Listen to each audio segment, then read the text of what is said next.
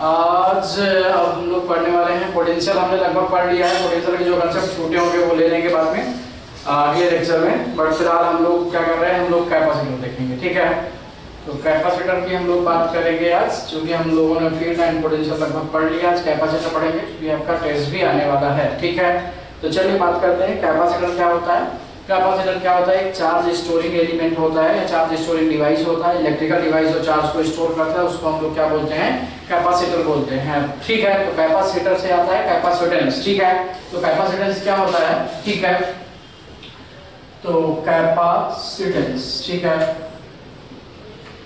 Capacitance क्या है, capacitance है charge storing capability of conductor is capacitance. ठीक है, तो कोई भी कंडक्टर कितना चार्ज को स्टोर कर सकता है, हम लोग उसको क्या बोल देंगे कि वो आपका चार्ज स्टोरिंग जो कंडक्टर है वो कैपेसिटेंस है। ठीक है, चार्ज स्टोरिंग जो कंडक्टर का कैपेसिटी होता है वो डिपेंड करता है सराउंडिंग मीडियम पे डिपेंड करता है वो चार्ज को कितना स्टोर करेगा। क्योंकि दुनिया में हर एक कंडक्टर का चार्ज स्टोरिंग कैपेसिटी क्या रहता है, एक पर्टिकुलर वैल्यू तक रहता है या लिमिट तक रहता है।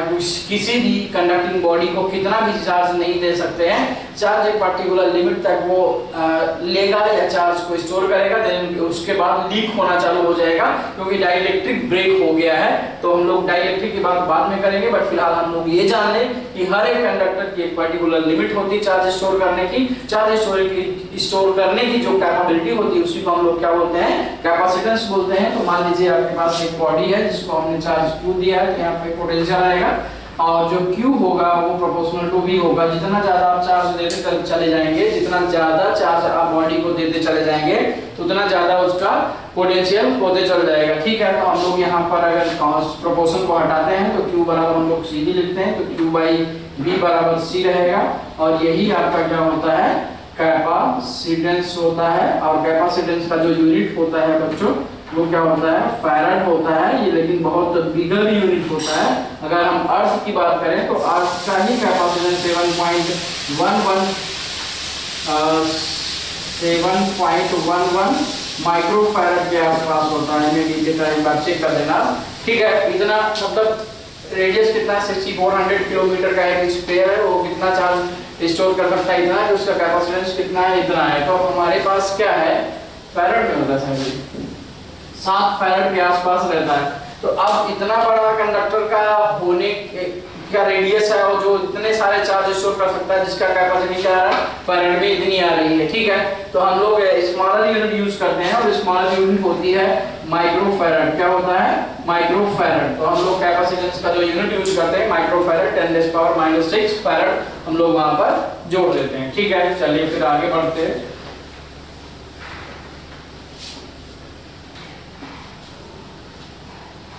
अब हम लोग बात करें स्फेरिकल कैपेसिटर। स्फेरिकल कैपेसिटर की बात करें तो हमारे पास एक स्फीयर है जिसका रेडियस कितना है, r है। तो कंडक्टर है, इसको हमने चार्ज दिया तो total charge resides on the surface. तो चार्ज स्टोरिंग स्पेस क्या होगा, इनफिनिटी और ये सरफेस मतलब इनफिनिटी और ये जो जगह है इसके बीच में इसका चार्ज स्टोर रहेगा। यहाँ अंदर चार्ज नहीं है। ठीक है, तो चार्ज कहाँ है, इनफिनिटी और सरफेस के बीच में है। तो जो कैपेसिटी है, जो स्पेस है, चार्ज कहाँ स्टोर होगा, इनफिनिटी और इसके सरफेस के बीच में। तो हम लोग जानते हैं सर कि अगर हम पोटेंशियल देखें सरफेस पे तो पोटेंशियल होता है KQ बाई R होता है और C बराबर होता है Q बाई V। तो C इक्वल टू हो जाएगा Q upon KQ by R। तो R ऊपर जाएगा इसलिए इसको मार दिया तो ये हो जाएगा आपके पास R by K। R by K का मतलब हुआ 1/4πε0। ये पूरी वैल्यू जाएगी ऊपर तो C इक्वल टू हो जाएगा 4πε0 R। ठीक है, तो this is a capacitance of a conductor with radius R। ठीक है, तो इस तरह से हम लोग ध्यान रखेंगे। आइए, स्फेरिकल हो गया।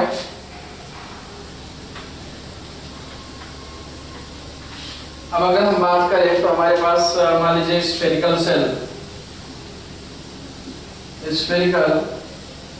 शेल है। तो ये मान लीजिए ऐसा है आपके पास स्फेरिकल शेल कुछ ऐसा है।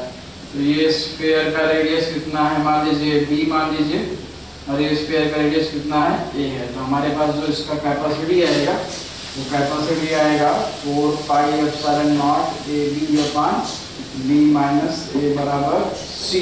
अगर हम लोग बात करते हैं सिलेंड्रिकल की, मैं फार्मूले बस लिख दे रहा हूँ, जो भी ऑलरेडी तुम्हारे क्लास में ये डेरिवेशन किया जा चुका है, तो बस रिवाइज करना, ठीक है।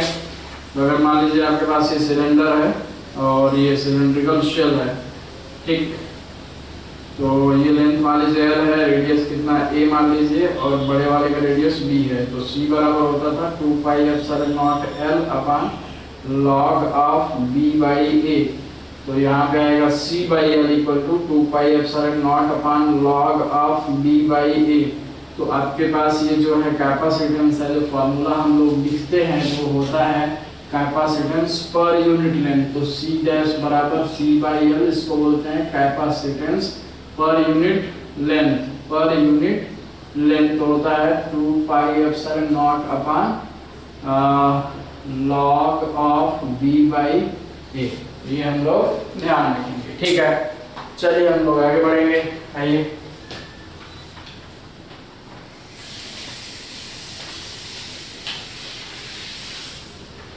देखिए बेटा पैरेलल प्लेट कैपेसिटर, ठीक है, आइए। पैरेलल प्लेट, ठीक है, पैरेलल प्लेट कैपेसिटर। तो पैरेलल प्लेट कैपेसिटर में क्या होता है कि पैरेलल प्लेट में आप समझिए ये ऐसा कुछ है, ठीक है, ये ऐसा, ये दो पैरेलल है प्लेट है, दो पैरेलल प्लेट्स ऐसी है, इनका एरिया है, इनका लेंथ है। एरिया क्या है आपका, ये है, ठीक है, लेंथ आपका ये है। तो ऐसे दो प्लेट्स रखी हुई है और इनके बीच का जो स्पेस है वहाँ पे चार्ज स्टोर होगा, या इनके सरफेस पे स्टोर होगा। इनके स्पेस के बीच में इलेक्ट्रिक फील्ड कितना है, और इलेक्ट्रिक फील्ड निकल गया तो हम लोग यहाँ से कैपेसिटी भी फाइंड कर सकते हैं। तो चलिए चेक करते हैं, एक बार चेक करते हैं यहाँ पे कहानी कैसी है बच्चों हमारे पास। ये देखें तो पैरेलल प्लेट कैपेसिटर, एक तो आप 2D में देखेंगे, 3D में देखेंगे तो ऐसा 2D है, ये कुछ ऐसा है और ये ऐसा है। तो इनके बीच का डिस्टेंस कितना डी है, इनका प्लेट एरिया ए है, यहाँ पे मान लीजिए अपनी बैटरी लगाई हुई है और ये भी है, ठीक है। तो ए में रखा हुआ है, इसको हम लोग क्या करेंगे, साइड व्यू देखेंगे। तो साइड व्यू जब देखेंगे बेटा तो आपको ये ऐसा दिखेगा। कैसा दिखेगा बे, ये ऐसा दिखेगा, और ये कैसा दिखेगा, और ये भी कैसा दिखेगा, ऐसा दिखेगा। इनके बीच का डिस्टेंस कितना है, डी है। प्लेट एरिया कितना है, ए है। लेंथ की जरूरत नहीं है। और पर मान लीजिए हमने इसको चार्ज दिया है प्लस, यहाँ पे प्लस है चार्ज, ठीक है, यहाँ पे नहीं लेते, ठीक है। तो यहाँ पे क्या रहेगा, माइनस चार्ज है, तो यहाँ पे इलेक्ट्रिक लाइन ऑफ फोर्सेस जाएंगी और वहाँ पे टर्मिनेट होंगे, ठीक है, ऐसा ये रहेगा। तो यहाँ पे क्या करो, ये निकाल लो, तो ये हो जाएगा आपके पास चार्ज क्यू है, तो यहाँ पे कितना है, क्यू है। तो यहाँ पे जो फील्ड होगा वो फील्ड कितना हो जाएगा, क्यू अपान, या फिर ऐसा लिख, फील्ड ई बराबर सिग्मा बाई 2 एप्सिलॉन नॉट इसकी वजह से, और plus sigma upon 2 epsilon not इसकी वजह से, निगेटिव की वजह से। तो यहाँ पे फील्ड कितना होगा, दोनों की वजह से एक ही डायरेक्शन में होगा। तो ई कितना होगा, सिग्मा अपान एप्सिलॉन नॉट, और सिग्मा क्या होगा, क्यू बाई ए। तो ई इक्वल टू कितना हो जाएगा, Q upon A epsilon not, ठीक है, हो गया।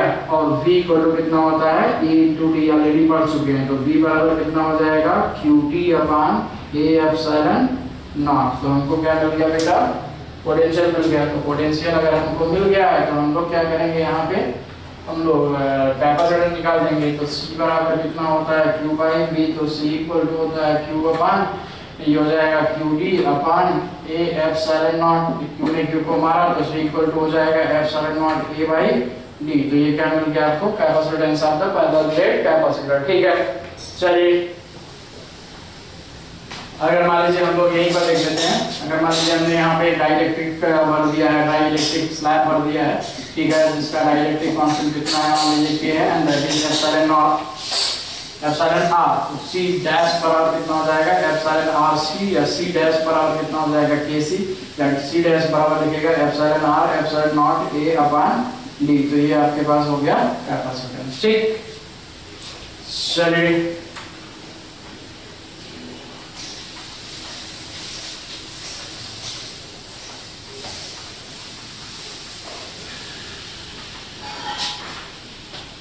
एक चीज और लिख देते हैं,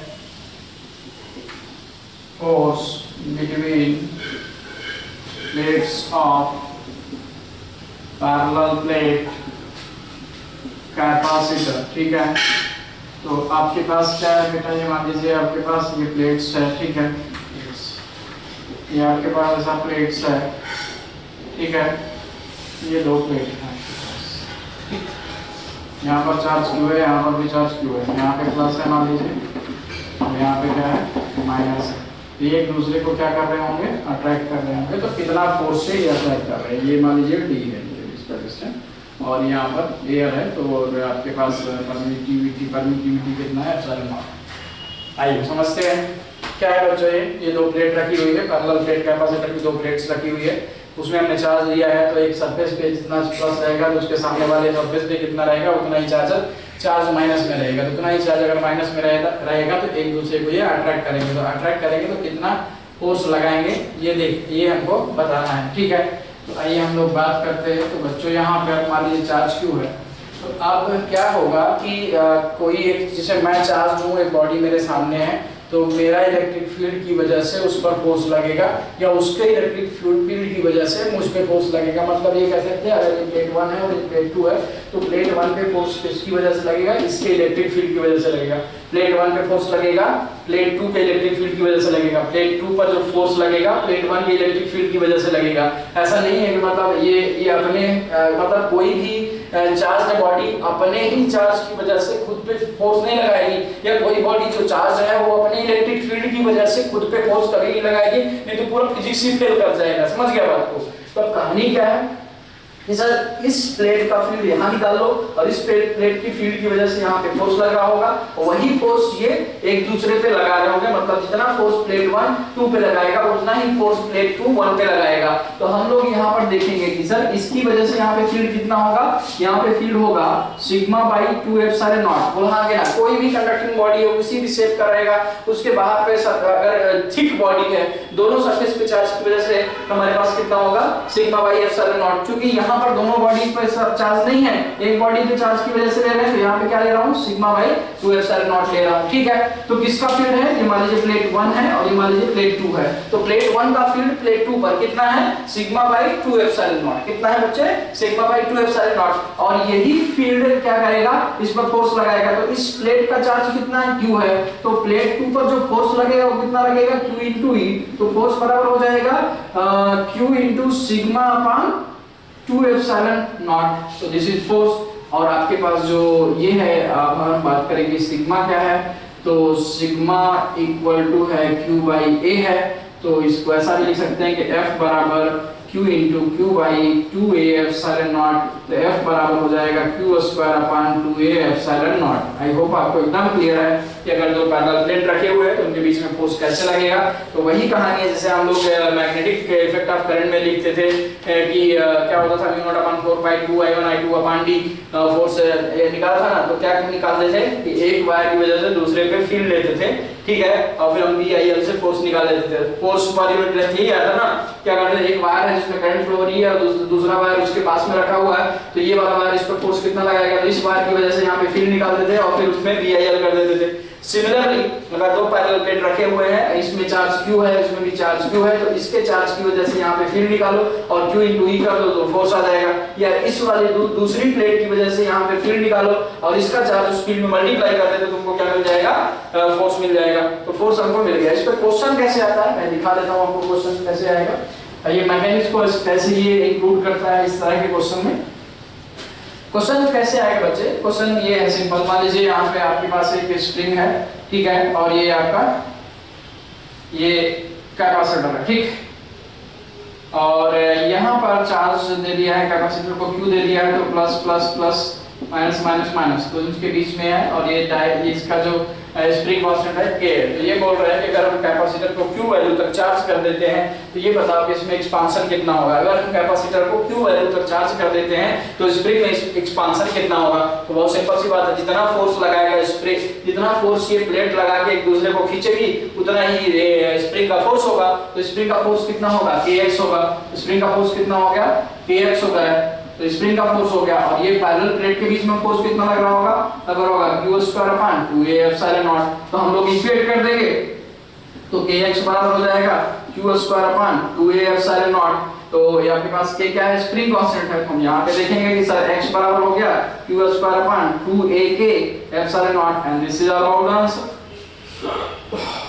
सॉरी, समझे बच्चों? तो इस हिसाब से हम लोग क्वेश्चन को हैंडल करेंगे। तो एकदम ध्यान रखिएगा, कोर्स ऐसे निकालने की कुछ टेंशन नहीं। चलिए हम लोग आगे बढ़ेंगे। अच्छा देखिए, कॉम्बिनेशन ऑफ कैपेसिटर्स, ठीक है। तो कॉम्बिनेशन ऑफ कैपेसिटर की हम लोग बात कर रहे हैं। तो वैसे नॉर्मली हम लोग ऑलरेडी करंट इलेक्ट्रिसिटी में जैसे रेजिस्टेंस के कॉम्बिनेशन लेते थे सीरीज एंड पैरेलल, वैसे कैपेसिटर के भी कॉम्बिनेशन सीरीज एंड पैरेलल लेंगे। तो हम लोग पहला ले लेंगे सीरीज ले रहे, ठीक है। ज़्यादा हम डिक्टेशन में नहीं जाएंगे, बट सिंपल सा पढ़ा देंगे। जैसे मान लीजिए कैपेसिटर है ऐसा, ठीक है। ये बहुत सारा ऐसा कैपेसिटर है और ये हमने इसको बैटरी लगाई हुई है V से, और ये आपके पास C1 है, ये C2 है और ये C3 है। तो यहाँ से चार्ज क्या जाएगा, सब में चार्ज सेम जाएगा। तो सब में चार्ज सेम जाएगा तो ये क्या हो जाएगा, सीरीज में हो जाएगा। तो यहाँ का पोटेंशियल कितना होगा, V1 बराबर हो जाएगा Q बाई C1 हो जाएगा, और V2 बराबर हो जाएगा Q बाई C2 हो जाएगा, एंड V3 बराबर हो जाएगा Q बाई C3 हो जाएगा। तो टोटल पोटेंशियल जो होगा वो होगा V1 plus V2 plus V3 के बराबर हो जाएगा। तो Q बाई C इक्विवेलेंट बराबर आपके पास हो जाएगा Q by C1 plus Q by C2 और प्लस Q बाई C3 हो जाएगा। तो हम लोग यहाँ पे लिख सकते हैं 1/C इक्विवेलेंट जो रहेगा 1/C1 plus 1/C2 plus 1/C3 के बराबर रहेगा, ठीक है। अगर आपके पास दो प्लेट ऐसे हैं सीरीज में रखे हुए हैं, दो कैपेसिटर, और यहाँ पर एक बैटरी लगी हुई है V, और ये C1 और C2 है, तो हम C इक्विवेलेंट को डायरेक्टली लिखेंगे C1 C2 upon C1 plus C2 लिखेंगे। हमको 1/C1 C2 की वैल्यू लिखने की जरूरत नहीं है, क्योंकि क्या प्रॉब्लम होती है कि हम 1/C1 1/C2 तो करते हैं, फिर बाद में आंसर में उल्टा करना भूल जाते हैं। जैसे मैं तुमको एग्जाम्पल लेके दिखाता हूँ कि आपके पास मान लीजिए क्या है कि आपके पास ये 6 और 3 माइक्रोफैराड के दो कैपेसिटर रखे हुए हैं। इसको हमने क्या किया, हमको निकालना है 1/C इक्विवेलेंट, तो 1/3 और प्लस 1/6 ले लिया, 6 हो जाएगा। तो हो जाएगा 2 + 1, तो 1/C इक्विवेलेंट कितना आ गया 3/6, तो हम लिख देते हैं 1/2 और यही आंसर लिख देते हैं। जबकि C इक्विवेलेंट क्या है आपके पास 2 है, उल्टा करना पड़ेगा। तो तुम क्या करेगा, डायरेक्टली यहाँ पे लेगा 6 × 3 18, 3 6 अरे 9 होगा ना, 9 होगा, तो 3 3 9, तो 3 2 कितना हो जाएगा 2। तो हमेशा हम लोग क्या लेंगे C1 C2 upon C1 plus C2 लेंगे, ताकि गलती होने के चांसेस ना रहे, ठीक है। जैसे मान लीजिए कि आपके पास सीरीज में, सीरीज है, ये सीरीज सब है और रेजिस्टेंस, ठीक है। ये सीरीज में है 6 और 3, ठीक है। जैसे मान लीजिए आपके पास सीरीज में n number of capacitor connected हैं, तो जो C इक्विवेलेंट होगा वो कितना हो जाएगा, C/n हो जाएगा। वो स्मॉलेस्ट कैपेसिटर के वैल्यू से भी कम वैल्यू आने वाली है, ठीक है। ये हो गया सीरीज की कहानी। अब चलिए हम लोग बात करते हैं पैरेलल।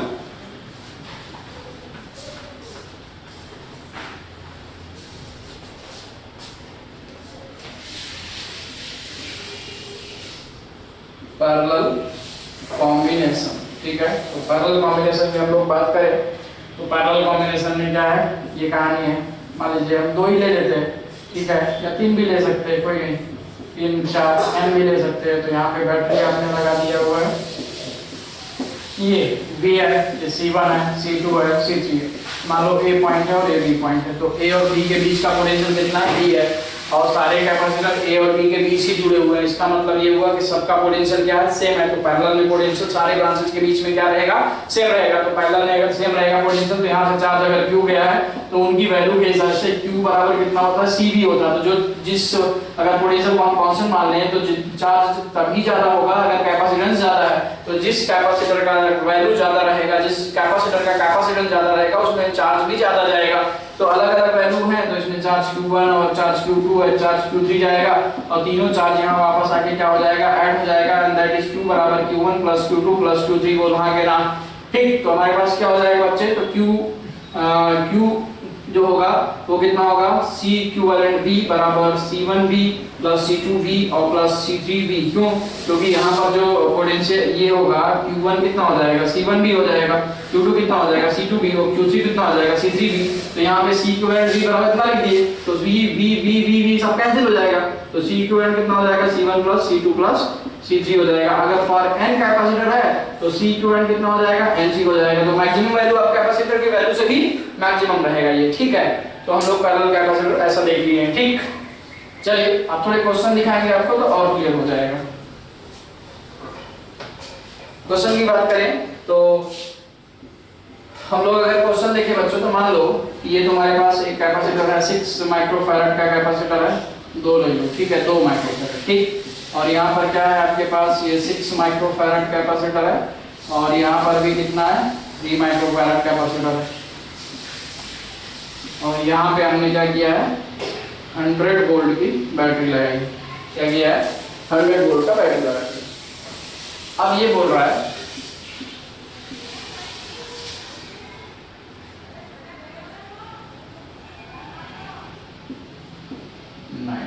ये 9 माइक्रोफैराड, ये 6 माइक्रोफैराड, ये 3 माइक्रोफैराड, 100 वोल्ट की बैटरी। बोल रहे हैं calculate charge on each capacitor, ठीक है। तो हर एक कैपेसिटर में आपको चार्ज फाइंड करना है। तो क्या करेंगे, सबसे पहले इक्विवेलेंट निकालो। तो इक्विवेलेंट निकालेगा तो C इक्विवेलेंट कितना हो जाएगा, ये पैरेलल है ना, तो कितना होगा 9, और 9 सीरीज में कितना 9/2, तो हो जाएगा आपके पास C इक्विवेलेंट बराबर 4.5 माइक्रोफैराड, या इसी को लिख ले 9/2। तो हमको अगर चार्ज निकालना है तो चार्ज बराबर कितना हो जाएगा C इक्विवेलेंट इनटू V, तो Q बराबर कितना हो जाएगा 9/2 इनटू 100, तो Q बराबर कितना हो जाएगा 450 माइक्रोकूलम, है ना। भाई वो आपको क्लियर है। तो 450 यहाँ गया तो 9 में कितना हो जाएगा 450 माइक्रोकूलम। तो अब यहाँ पे जाएगा तो ये वाला जो चार्ज आएगा वो कितना जाएगा 450 इंटू 6/9, तो 3 2 जा एंड 3 3 जा, ठीक है, और 150 जा, तो 15 या 45, तो 15 दूना 30, तो 300 माइक्रोकूलम यहाँ गया, तो 150 माइक्रोकूलम कहाँ जाएगा, यहाँ जाएगा। ऐसे निकाल सकते हैं। मेथड आपको आई होप आपको समझ आया। क्या है, फिर से समझाते हैं इसको बच्चों। क्या किया, सबसे पहले हमने इक्विवेलेंट कैपेसिटेंस निकाल लिया।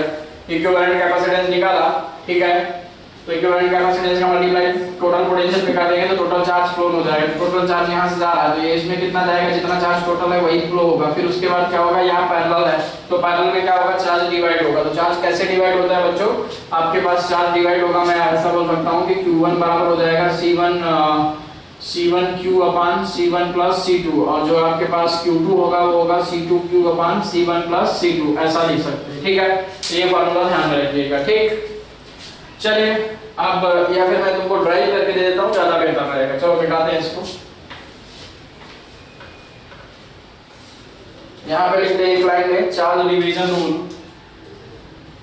जैसे हम लोग इलेक्ट्रिसिटी में करंट डिवीजन रूल पढ़ते हैं, तो यहाँ पे होता है charge division rule in capacitor, ठीक है। तो चार्ज डिवीजन रूल कैसे हम लोग लेते हैं बच्चों, ये मान लीजिए आपके पास चार्ज ये C1 है और ये क्या है C2, ठीक है। यहाँ से चार्ज कितना आ रहा है, Q आ रहा है, और ये पोटेंशियल कितना है V है, ठीक है। तो C इक्विवेलेंट बराबर कितना हो जाएगा C1 प्लस C2 हो जाएगा, ठीक है। तो चार्ज जो होगा आपके पास C1 plus C2 into V हो जाएगा। अब यहाँ पे चार्ज कितना है Q1 है, और यहाँ पे चार्ज कितना है Q2 है। तो यहाँ का जो पोटेंशियल है वो कितना है, अगर हम चार्ज Q1 की बात करें तो Q1 बराबर हो जाएगा C1/V। तो यहाँ पे लिख ले Q अपान C1 प्लस C2 बराबर V। V का वैल्यू तुमने निकाला है, और Q2 बराबर कितना हो जाएगा C2/V। समझे बात को, नहीं है। चार्ज Q1 कितना होगा, Q1 बराबर हो जाएगा C1/V, और Q2 बराबर कितना होगा C2/V, क्योंकि Q बराबर होता है CV। अरे यार गड़बड़ लिख दिया। Q1 बराबर हो जाएगा C1V, और Q2 बराबर कितना हो जाएगा C2V। तो हमारे पास कितना हो जाएगा, Q1 बराबर C1V और Q2 बराबर C2V। तो हमको क्या करना है, अब यहाँ पे वैल्यू फाइंड करनी है Q1 और Q2 की। तो Q1 के वैल्यू, Q1 का जो रिलेशन मिला है उसमें क्या करो, V का वैल्यू पुट कर दो। Q2 का जो रिलेशन मिला है उसमें क्या करो, V का वैल्यू पुट कर दो। तो सिंपल है कहानी। जो जाएगा Q1 बराबर कितना हो जाएगा C1Q upon C1 plus C2, and Q2 बराबर कितना हो जाएगा C2Q अपान C1 प्लस C2। अब यहीं पे क्वेश्चन ले लेते हैं। देख ये मान लो आपके पास ऐसा है और ये कैसा है, ऐसा, ये 8 माइक्रोफैरड है और ये 4 माइक्रोफैरड है, यहाँ से 20 कूलम चार्ज आ रहा है, तो इस पे निकालना है तो क्या करेगा, यही वाला capacitance into total charge upon sum of these two capacitor, तो यहाँ पे चार्ज कितना हो जाएगा आपके पास 4 × 20 अपॉन 12 तो हो जाएगा 4 × 12 तो ये हो जाएगा 20/3 यहाँ पे आ जाएगा। ठीक है, फिर यहाँ पे निकालना है तो 8 × 20 अपॉन कितना 12 तो 4 × 5 20 और 4 × 12 तो हो जाएगा 30 5 40 40/3 तो यहाँ पे कितना आएगा 40/3, यहाँ पे कितना आएगा 20/3। तो जिस कैपेसिटर का कैपेसिटर उतनी वैल्यू रहेगी, जितनी ज्यादा वैल्यू रहेगी उसमें उतना ही चार्ज फ्लो होगा। चार्ज डिवीजन रूल हमने पढ़ लिया है सर, क्या करना है Q1 बराबर C1B, Q2 बराबर C2B और B का वैल्यू हमको निकालना है C1 C2 एंड Q के टर्म में निकालना है, वैल्यू हमको इस तरह से मिलेगी तो फाइनली इसको सॉल्व कर पाएंगे। ठीक है, चलिए अब वही क्वेश्चन हम लोग ले लेते हैं और उसको हम लोग अलग मेथड से करते हैं। ठीक,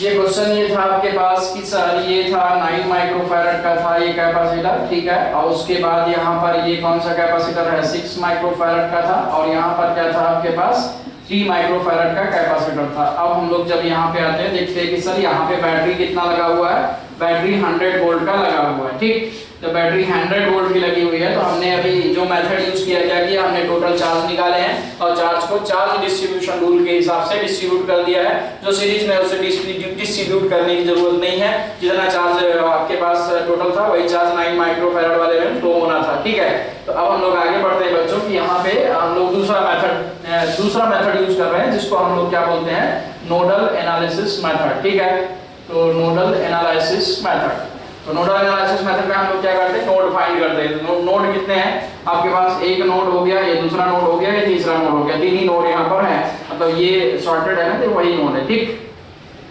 तो आपके पास अगर A है और ये B है, A है और ये B है, तो A और B के बीच में कितना वोल्ट लगा 100, तो A और B के बीच में 100 वोल्ट लगा है, तो हम लोग A का अगर 100 मान लेते हैं, जहां पर प्लस लगा है जिसको मान लिया कि 100, तो B का कितना मानेगा 0 के -100 0 मानेगा। क्यों? क्योंकि सर हमको A और B के बीच कितना मेंटेन करना है 100 वोल्ट मेंटेन करना है, तो VA - VB 100 आना चाहिए, तो VA अगर तुमने 100 माना हुआ तो VB को क्या मानना पड़ेगा 0 मानना पड़ेगा। इसको क्या मानेगा बेटा तुम 0 मान लेगा, जब 0 मान लेगा तो मतलब ये जो हमने नोड माने हुए थे, सबसे पहला काम क्या करना है identify node all the node in the circuit. तो ऑल द नोड कितने हैं, ये भी नोड नहीं है क्योंकि ये दोनों एक ही नोड है, क्योंकि यहाँ कोई भी सर्किट एलिमेंट नहीं लगा हुआ, मतलब ये एक ही नोड है। यहाँ कोई सर्किट एलिमेंट नहीं लगा हुआ, मतलब ये वाला एक ही नोड है, मतलब ये अगर B है तो ये भी B है, ये भी है तो ये भी B है, ये 0 है तो ये भी 0 है, ये 100 है तो ये भी 100 है, ये A है तो ये भी A है। ठीक, अब कहानी क्या है सर कि हमने नोड आइडेंटिफाई कर लिए, तो नोड आइडेंटिफाई कर लेंगे तो जहां पे बैटरी का प्लस रहेगा उस नोड को हम लोग क्या देंगे बैटरी का वैल्यू देंगे, जहां बैटरी का नेगेटिव रहेगा वहां पर बैटरी क्या दे देंगे 0 दे देंगे। समझ गए? क्यों? क्योंकि हमको 100 -100 नहीं लिखना, नहीं तो 200 वाट बैटरी हो जाएगी ना, तो हमको 100 अगर एक जगह पे लिख दिया प्लस पे तो माइनस पे 0 लिखना पड़ेगा, क्योंकि बैटरी के दोनों टर्मिनल के बीच में हमको 100 वोल्ट मेंटेन करना है। ठीक, तो 100 वोल्ट मेंटेन करना है तो 100 - 0 तो ये 100 हो गया, ये 0 हो गया। अब तीसरा नोड आपके पास बचा है जिसका वैल्यू हमको पता नहीं है, तो हम इसको क्या मान लेते हैं x मान लेते हैं। कितना मानेंगे हम लोग इसका वैल्यू को x मान लेते हैं।